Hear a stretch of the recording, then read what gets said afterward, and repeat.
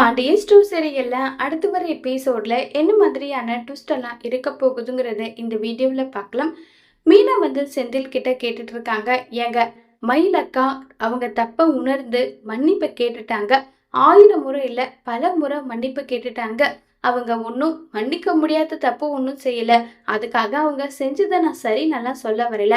அவங்க பண்ணது ரொம்ப ரொம்ப ரொம்ப ரொம்ப பெரிய தப்பு தான். இப்ப அதுக்கு என்ன பண்ணலாம்னு சொல்றீங்க?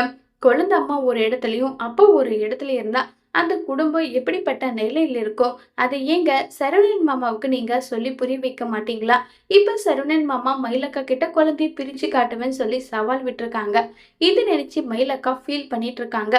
முதல்ல குழந்தை என்னுடைய குழந்தை இல்லைன்னு அவரு சொன்னாரு. அப்ப அவரு சொன்னது மட்டும் சரியான்னு சொல்லி மீனா கேக்குறாங்க. உடனே செந்திலுக்கா பயங்கர கோவம் வருது. என்ன மீனா, என்ன நினைச்சிட்டு நீ உன் இஷ்டத்துக்கு பேசிட்டு இருக்க? எப்ப பாரு நீ மயிலுக்கே சப்போர்ட் பண்ணி பேசிட்டு இருக்க.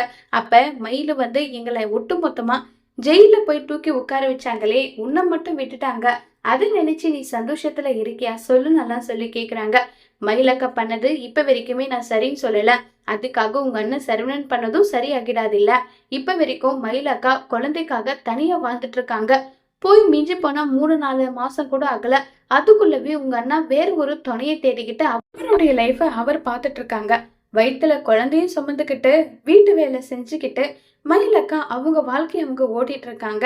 இப்ப குழந்தை மட்டும் தான் அவங்களுக்கு இருக்கிற ஒரே ஆறுதல். அதையும் ஏன் பிரிக்கணும்னு சொல்லி மீனா கேட்க, இதுக்கு செந்தில் கிட்ட எந்த பதிலும் கிடையாது. எந்த முடிவா இருந்தாலும் அப்பா அம்மா 2 பேர் இருக்காங்கல்ல, அவங்க எடுத்துக்கிட்டோம். இதுல நீ இன்வால்வ் ஆகாதுன்னு சொல்லி செந்தில் மீனா கிட்ட சண்டை போடுறாங்க.